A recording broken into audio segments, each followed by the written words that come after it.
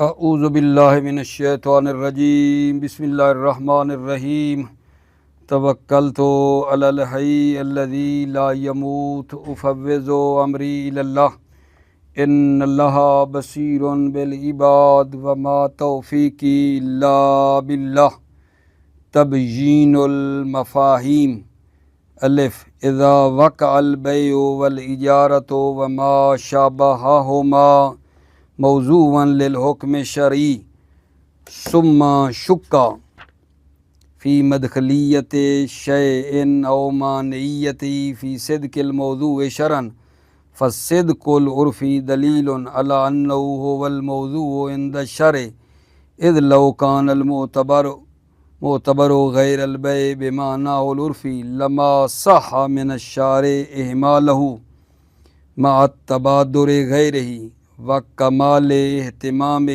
بے بیان الجزیات من المندوبات والمکروہات اذ یکون ترکہ اغران بالجہل وہو لا یجوز بے لو افترضنا الاجمال فی مفہوم الغبن او العیب فی المبیع فیحال فی صدقہما الی العرف۔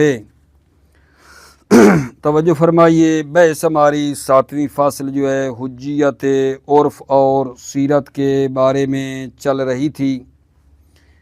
عرض کیا تھا کہ عرف کی تعریف یہ کی گئی ہے کہ کل ما اعتاد الناس وصاروا علیہ من فعل شاع بینہم او قول تعارفوا علیہ، ہر وہ چیز جس پر لوگوں کی عادت ہے اور وہ اس پر چلتے ہیں، چاہے وہ فعل ہو جو ان کے درمیان رائج ہے یا وہ کوئی قول ہو، گفتگو ہو جو ان کے درمیان رائج ہے، اور اسی عادت پر وہ چلتے ہیں۔ پھر یہ بات کی تھی کہ 4 مقام پر عرف کی بات حجت ہے، 4 مقام پر عرف کی بات حجت ہے۔ پہلی یہ تھا کہ حکم شرعی تکلیفی یا وضعی کے جواز کو کشف کرنا۔ حکم شرعی کو سیرہ کہوں عرف کہوں ایک ہی چیز ہے، سیرہ عرف۔ حکم شرعی کو سیرہ سے کشف کیا جاتا ہے 2 شرطوں کے ساتھ۔ پہلی یہ ہے کہ یہ سیرہ نص شرعی کے ساتھ جو ہے ٹکرائے نہیں، دوسری یہ ہے کہ یہ سیرہ متصل ہو عصر معصوم علیہ السلام کے ساتھ۔ تو پس وہ سیرہ جو نص شرعی کے ساتھ ٹکرائے بھی نہیں اور وہ سیرہ متصل بھی ہو زمان معصوم کے ساتھ، وہ سیرہ حجت ہے۔ ٹھیک ہے، جیسے مثال اس کی کیا دی تھی؟ مثال اس کی یہی عقود معطاتیہ بیع ہے، عقود معطاتیہ میں سے، یا اجارہ ہے یا وقف درخت ہیں زمین کے بغیر، تو یہ جو ہے نا قابل قبول ہیں۔ لیکن وہ سیرہ جو متصل نہیں ہیں زمانہ معصوم میں، بعد میں آئی ہیں، زمانہ معصوم میں نہیں تھی، تو پھر یہ سیرہ یا عرف ان کی حجت پر دلیل نہیں بن سکتا ہے۔ وہ سیرہ جو آئی ہی زمانے معصوم کے بعد ہے، تو وہ سیرہ جو ہے نا وہ اس کی حجت پر دلیل نہیں بن سکتی، جیسی وہ سیرہ جو بعد میں آئی ہیں مسلمانوں کے درمیان زمانے معصوم سے متصل نہیں ہیں، عقد تامین بیمہ پالیسی ہے، عقد حق اشتراک ہے، بے سرکفلی کی مثالیں دی تھی۔ ان کے لیے ایک الگ دلیل کی ضرورت ہے، سیرت سے ہم استفادہ نہیں کر سکتے ہیں۔ ٹھیک ہے، اچھا، عرف کی بات حجت ہے کتنے مقام پہ آگا جان؟ 4 مقام پہ۔ پہلی یہ تھی حکم شرعی کے جواز کو کشف کرنا، یہ باتیں کر دی۔ دوسری کیا آگا جان؟ تبیین المفاہیم، کسی چیز کے مفہوم کو واضح کرنے کے لیے، مفاہیم کو بیان کرنے کے لیے بھی عرف کی بات حجت ہے۔ یہ مثال میں آپ کی خدمت میں آگے دیتا ہوں، خالی سن لیں۔ دوسری کیا ہو گئی؟ یہاں عرف کی بات حجت ہے، 4 مقام ہیں۔ پہلی حکم شرعی کا کشف کرنا، دوسرا مفاہیم کو بیان کرنا، اور تیسرا جو ہے مصادیق کی تشخیص ہے۔ مصادیق کی تشخیص میں بھی عرف کا کردار ہے، اور چوتھا جو ہے اجمالات کے حل کرنے میں بھی عرف کا کردار ہے۔ یہ 4 مقام ہیں۔ ابھی ہم نے دوسری کو آپ کی خدمت میں بتانا شروع کیا ہے، وہ کیا ہے؟ تبیین المفاہیم، کسی چیز کے مفہوم کو واضح کرنا۔ مثلا ہم سارے جانتے ہیں کہ بیع کا معنی کیا ہے؟ خرید و فروش ہے۔ بیع کا معنی خرید و فروش ہے، لیکن اس کی حدود روشن نہیں ہے کہ آیا یہ جو بیع ہے یہ عربی میں ہونی چاہیے یا ہر زبان میں ہو سکتی ہے۔ کہ میں کہوں میں نے خریدا، فروخت کیا، وہ کہے میں نے خریدا، ہر زبان حتی اردو بھی ہو تو ہو جائے گی، یا بیع جو ہے وہ لغت عربی میں ہونی چاہیے، یا مثلا ایجاب قبول پر مقدم ہو، یا قبول ایجاب سے پہلے بھی ہو سکتا ہے، اشکال نہیں ہے۔ یہ وہ چیزیں ہیں، ٹھیک ہے، جن کو بیان کرنے کی ضرورت ہے۔ اگر ہم اس طرح کی چیزوں میں اگر شک کریں، جیسا کہ میں بیان کر رہا تھا کہ ایجاب پہلے ہے قبول بعد میں ہے، یا مثلا یہ عربی میں ہونا چاہیے، ٹھیک ہے نا، تو ان چیزوں کے بارے میں جب ہم شک کریں گے تو عرف کی طرف رجوع کرتے ہیں، ٹھیک ہے۔ اگر عرف نے کہا عربی ہونی چاہیے اور ایجاب جو ہے وہ قبول پر مقدم ہو تو اس پر عمل کریں گے، ورنہ نہیں کریں گے۔ جو بات عرف کہے گا اگر ہمیں شک پڑ گیا تو عرف سے ہم نے مدد لینی ہے۔ یہ ہے اس کا مطلب تبیین المفاہیم، مفاہیم کو بیان کرنے کے لیے، واضح کرنے کے لیے عرف کی بات حجت ہے۔ جیسا کہ پھر مثال سنو، مثلا یہ بیع کی بات کی، بیع کا معنی کیا ہے؟ خرید و فروش ہے، لیکن اس کی حدود افراد کے لیے روشن نہیں ہے کہ کیا یہ بیع عربی میں ہونی چاہیے یا ہر زبان میں ہو سکتی ہے، یا ایجاب قبول سے پہلے ہو۔ اس طرح کی چیزوں میں جب شک پڑ جائے تو عرف کی طرف رجوع کیا جاتا ہے، اور جو بات عرف کہے گا، اگر عرف کہے عربی ضروری ہے تو پھر وہ بات مانیں گے۔ یا مثلا عرف کہتا ہے ایجاب کو قبول پر مقدم ہونا چاہیے، جب ہم کسی چیز میں شک کرتے ہیں کسی چیز کے مفہوم میں تو ہم عرف سے مدد لیتے ہیں۔ عرف کیا کہتا ہے، جس بات کو عرف کہے گا وہ لے لیتے ہیں۔ کیوں اجزاء و شرائط کو عرف سے لیتے ہیں؟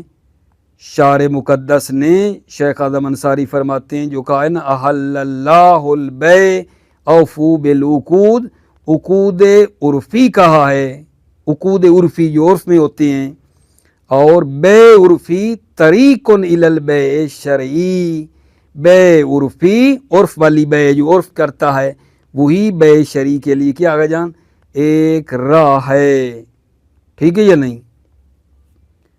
یہ ہو گیا تبیین المفاہیم۔ اس کے بعد جناب عالی جو ہمارا مطلب آ رہا ہے بعد میں وہ تشخیص المصادیق ہے۔ دیکھتے ہیں اگر پہنچوں تو پھر میں وہ بھی عرض کروں گا کہ مصادیق کی تشخیص میں بھی عرف مدد کرتا ہے۔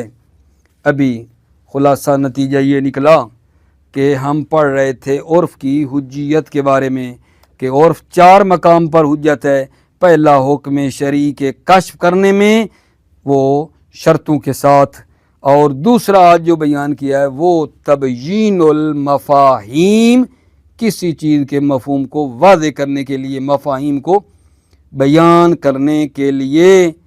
الف اذا وقع البیع والاجارۃ وما شابہہما موضوعا للحکم شرعی، جب بیع اور اجارہ وما شابہہما یا ان دونوں بیع اور اجارہ کے شبیہ وکالت ہے، صلح مثلا، جب موضوع حکم شرعی واقع ہوں، ثم شکا فی مدخلیت شیء او مانعیتہ فی صدق الموضوع شرعاً، پھر ایک چیز کی مدخلیت میں یا مانعیت میں شک ہو جائے، فی صدق الموضوع شرعاً موضوع کے صدق ہونے میں ایک چیز کی مدخلیت یا مانعیت میں شک پڑ جائے، فالصدق العرفی دلیل علی انہ هو الموضوع عند الشرع، صدق عرفی دلیل ہے کہ وہ موضوع ہے شرع کی نظر میں بھی، اذ لو کان المعتبر غیر البیع بمعناه العرفی لما صح من الشارع احمالہ مع التبادر غیرہ وکمال اہتمامہ ببیان الجزیات من المندوبات والمکروہات۔ لو کان المعتبر غیر البیع، اگر معتبر غیر بیع ہو بمعنی العرفی، اگر معتبر غیر بیع ہو جو عرفی معنی میں ہے اس کے علاوہ ہو، تو شارع کے لیے صحیح نہیں ہے احمالہ کہ اس قید کو وہ چھوڑ دے، مع تبادر غیر ہی، جبکہ غیر کا تبادر بھی ہو رہا ہے اور شارع اس کو مہمل کر دے، ٹھیک نہیں ہے۔ وکمال اہتمام ہی ببیان الجزیات، کمال شارع کمال اہتمام رکھتا ہے جزیات کے بیان میں، مستحبات مکروہات، اذ یکون ترک اغران بالجہل، اس قید کا ترک کرنا یہ اغران بالجہل ہے، وہو لا یجوز، اور وہ جائز نہیں ہے۔ ٹھیک ہو گئی بات عزیزو؟ دوبارہ سن لو، بات کیا کر رہے ہیں کہ جناب عرف کا جو ہے وہ دوسرے مقام پر جہاں عرف سے استفادہ کرتے ہیں وہ تبیین المفاہیم ہے، مفاہیم کو بیان کرنے کے لیے عرف مدد لیتے ہیں عرف سے، جیسا کہ آپ کو بتایا مثلاً بیع جو ہے وہ واقع ہو اور اجارہ واقع ہو اور پھر ہمیں کوئی ان کی چیزوں میں شک پڑ جائے تو ہم عرف سے مدد لیتے ہیں۔ تبیین المفاہیم اذا وقع البیع والاجارہ وما شابہ ہما موضوعا للحکم شرعی، جب بیع واقع اور اجارہ وما شابہما، اور جو ان دونوں وکالت صلح وغیرہ جو ان بیع اجارہ کی شبیہ ہے، موضوعا للحکم شرعی، موضوع حکم شرعی، ثم شکا فی مدخلیت شیء، پھر شک ہو جائے ایک چیز کی مدخلیت میں، اور مانعیت ہے یہ ایک چیز کی مانعیت میں شک ہو جائے کہ یہ چیز مدخلیت رکھتی ہے یا مانع ہے، فی صدق الموضوع شرعاً موضوع کے صدق میں، فالصدق العرفی دلیل علی انہ هو الموضوع عند الشرع، صدق عرفی دلیل ہے کہ وہ موضوع ہے، شرع کی نظر میں بھی وہ موضوع ہے۔ اذ لو کان المعتبر غیر البیع بمعنی العرفی لما صح من الشارع احمالہ مع تبادر غیرہ وکمال اہتمامہ ببیان الجزیات من المندوبات والمکروہات، اگر معتبر غیر بیع جو بمعنی العرفی کے ہے، عرفی سے ہٹ کر کوئی بیع ہوتی تو شارع کے لیے صحیح نہیں ہے کہ اس قید کو مہمل کرے، جبکہ غیر کا تبادر بھی ہو رہا ہے اور شارع اہتمام کمال کے ساتھ بیان کرتا ہے، کمال اہتمام ہی، شارع کمال اہتمام کرتا ہے جزیات کے بیان میں، مستحبات مکروہات، اذ یکون ترک اغران بالجہل، اس قید کو چھوڑنا یہ اغراء بالجہل ہے، وہو لا یجوز، اور وہ جائز نہیں ہے۔ اگر کوئی اور مراد ہوتی بیع میں، کوئی قید مراد ہوتی جو عرف قاہرہ ہے اس سے ہٹ کر، تو شارع کو چاہیے تھا کہ وہ بیان کرتا، شارع کا چھوڑنا ٹھیک نہیں ہے، ٹھیک ہے یہ نہیں۔ پس یہی صدق عرفی دلیل ہے کہ یہی موضوع ہے شرع کی نظر میں بھی، ورنہ اگر اس صدق عرفی سے ہٹ کر شارع کوئی چیز چاہتا اور بیان نہ کرے تو وہ ٹھیک چیز نہیں ہے، شارع کو بیان کرنا چاہیے۔ آگے جان با لو افترضنا الاجمال فی مفہوم الغبن او العیب فی المبی فیحال فی صدق ما الی العرف، اگر ہم فرض کریں اجمال مفہوم غبن میں ہے یا عیب میں مبی میں، لو افترضنا الاجمال فی مفہوم الغبن او العیب فی المبی فیحال فی صدق ما الی العرف، پس مراجعہ کیا جاتا ہے صدق ما اس غبن یا عیب کے صدق میں عرف کی طرف نہ مراجع کیا جاتا ہے کہ عرف کیا کہتا ہے، عرف اس کو عیب سمجھتا ہے نہیں سمجھتا، عرف کی طرف رجوع کیا جاتا ہے۔ قال المحقق الاردبیلی قد تقرر فی الشرع انما لم یثبت له الوضع الشرعی یحال الی العرف۔ محقق اردبیلی نے کہا ہے کہ شرع میں ثابت ہے کیا، انما لم یثبت له الوضع الشرعی یحال الی العرف، وہ چیز جو مطلب ہے ثابت نہیں ہوئی، شرعی وضاحت اس کی ثابت نہیں ہوئی، وضع شرعی ثابت نہیں ہے، یحال الی العرف، عرف کی طرف رجوع کیا جاتا ہے، جریاً علی العادت المحودہ من رد الناس الی عرفہم، عادت جاری ہوئی ہے کہ لوگوں کو عرف کی طرف کیا ہے آگا جان پلٹاتے ہیں۔ جیم لو افترضنا الاجمال فی حد الغنا فالمرجع هو العرف، تیسری مثال دے رہے ہیں کہ اگر اجمال فرض کریں ہم، لو افترضنا الاجمال فی حد الغنا، غنا کی تعریف میں اگر اجمال کو فرض کریں، فالمرجع هو العرف، تو مرجع عرف ہے کہ غنا کی عرف کیا تعریف کرتا ہے اس کی طرف رجوع کریں گے۔ فَكُلُّ مَا يُسَمَّى بِالْغِنَاءِ عُرْفًا فَهُوَ حَرَامٌ، ہر وہ چیز جس کو جو ہے غنا کا نام دیا جائے، عرفاً غنا کا نام دیا جائے، عرف کا غنا ہے، فَهُوَ حَرَامٌ، تو وہ حرام ہے۔ وَإِن لَمْ يَشْتَمِلْ عَلَى التَّرْجِيحِ وَلَا عَلَى الطَّرْبِ، اگرچہ وہ مشتمل نہ ہو ترجیح پر، یعنی گلے میں آواز کو پھیرنا بھی اس میں نہیں ہے، وَلَا عَلَى الطَّرْبِ، اور مست ہونا بھی نہیں ہے، لیکن عرف کہے گا تو وہ غنا کہلائے گا، ٹھیک ہے نا۔ لو افترضنا الاجمال فی حد الغنا فالمرجع هو العرف فكل ما يسمى بالغنا عرفا فهو حرام وان لم يشتمل على الترجیح ولا على الطرب، اگر ہم فرض کریں اجمال تعریف غنا میں، مرجع عرف ہے، ہر وہ چیز جس کو عرف غنا کا نام دے وہ حرام ہے، اگرچہ وہ ترجیح اور طرب پر مشتمل نہ ہو۔ ترجیح کیا ہے؟ گلے میں آواز پھیرنا، اور طرب یعنی مست ہونا وغیرہ، یہ بھی اس میں نہ ہو۔ یقول صاحب مفتاح الکرامہ المستفاد من قواعدہم حمل الالفاظ الواردہ فی الاخبار علی عرفہم، صاحب مفتاح الکرامہ فرماتے ہیں المستفاد من قواعدہم، قواعد سے جو استفادہ ہوتا ہی ہے کہ الفاظ کو حمل کرتے ہیں اخبار میں جو وارد ہوئے ہیں ان کو حمل کرتے ہیں، علی عرفہم، ان کے عرف پر، لوگوں کے عرف پر اس کو حمل کرتے ہیں۔ فما علم حالہ فی عرفہم، پس وہ جس کا حال ان کے عرف میں معلوم ہو گیا، جرى الحکم بذالک علیہ، حکم جاری ہوگا بذالک، اسی فہم عرفی پہ۔ وما لم یعلم یرجع فیہ الی العرف العام، اور وہ جس کا جو ہے نا لم یعلم معلوم نہ ہوا، یعلم ما لم یعلم جس کا علم نہ ہوا، یرجع فیہ الی العرف العام، تو اس میں عرف عام کی طرف رجوع کیا جاتا ہے۔ کما بینا فی الاصول، جیسا کہ اصول میں کیا آگا جان بیان ہوا ہے۔ یقول الامام الخمینی رحمۃ اللہ اما الرجوع الی العرف فی تشخیص الموضوع والعنوان فصحیح لا محیص عنہ اذا کان الموضوع ماخوذا فی دلیل لفظی او مؤکد الاجماع۔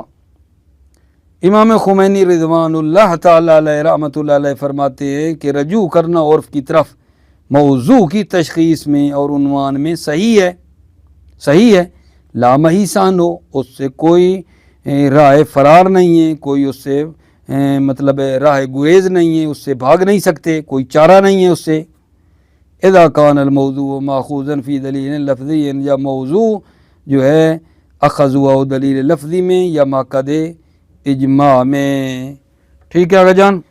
تو بات ہماری یہ چلی تھی حجیت عرف کے بارے میں کہ 4 مقامات پر عرف کی بات حجت ہے۔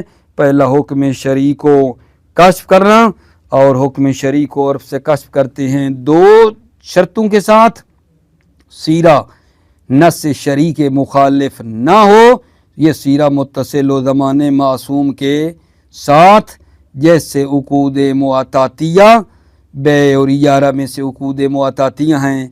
ये मैं बार बार उकूद मुआतातिया कहता आ रहा हूँ, भले उकूद मुआतातिया होते क्या हैं, वो मामला फ़ेली होता है, अमली है, प्रैक्टिकली है, उसमें लफ्ज़ नहीं, सीगा नहीं पढ़ा गया है, ठीक है ना। बे तो इस तरह तो नहीं है, ठीक है, खाली एक चीज़ दी है और उसके मुकाबले में जो है वो चीज़ उससे ली है। इजारे में भी यही है, आप गाड़ियों पे जाएं, गाड़ियों पे सवार होते हैं और बाद औक़ात कार्ड सा बना होता है, ठीक है, उसका जो किराया होता है वो जनाब अली आप गुज़रते हुए कार्ड करीब करते हैं तो वो किराया जो है उसके अंदर चला जाता है, आप कार्ड लेकर चले जाते हैं। ना आपने उधर कोई सीगा पढ़ा है ड्राइवर के साथ कि भाई ये गाड़ी पे सवार हुआ और इतने पैसे हैं और ये वो, एक दूसरे के साथ सीगा पढ़ो, इजारे का कोई सीगा मीगा नहीं है, पैसे दिए और आप सवार हो गए चुप करके, ड्राइवर को भी नहीं पता, डाल के चले गए, ठीक है। या तो इस हद तक तवज्जो फरमा रहे हो। तो ये सीरा है उकूद मुआतातिया जो हैं, ये ठीक है, ठीक है या नहीं, दरख्तों का वक्फ करना ठीक है, लेकिन वो सीरा जो ज़माने मासूम के बाद आई हैं, जैसा कि कल मिसालें दी, अक़द तामीन, अक़द हक़ इश्तराक, सरकुफली वगैरह, इनके लिए अलग दलील की ज़रूरत है। ये उर्फ़ और सीरा इसके लिए दलील नहीं बन सकते हैं। अच्छा, जो आज के दर्स में बयान हुआ वो ये था कि उर्फ़ जो चार, बार बार कह रहा हूँ, चार मकाम पर हुज्जत है, उनमें आज हमने फ़कत फिर दूसरा बयान किया है, तीसरा चौथा मेरे बच्चे रह गया है। दूसरा आज ये बयान किया है, मफ़ाहीम को बयान करने में भी उर्फ़ की मदद लेते हैं किसी चीज़ के मफ़हूम को वाज़े करने के लिए। जैसा कि मिसाल दी थी कि बै का माना मसलन ख़रीद व फ़रोश है, लेकिन किया ये बै लुगत अरबी में होनी चाहिए या हर ज़बान में हो सकती है या ईजाब को कबूल पर मुकद्दम होना चाहिए, क्या है, इन चीज़ों के लिए हम उर्फ़ की तरफ रजू करते हैं। उर्फ़ क्या कहता है, क्या उर्फ़ कहता है अरबी ज़बान का होना ज़रूरी है या हर ज़बान में हो सकता है, वो मसला हमारा हल करेगा उर्फ़। तबयीनुल मफ़ाहीम, ठीक हो गई बात आगे जान, ये आपकी खिदमत में बयान किया तबयीनुल मफ़ाहीम को। सही हो गई बात आगे जान। तो बस मेरे ख़्याल में कल दो जो बाकी रह गए हैं वो बाद में आपकी खिदमत में अर्ज़ करूँगा। मुवफ़्फ़क़ मुय्यद रहो, सलामत रहो अज़ीज़ो भाइयों। अस्सलामु अलैकुम व रहमतुल्लाह व बरकातुहू।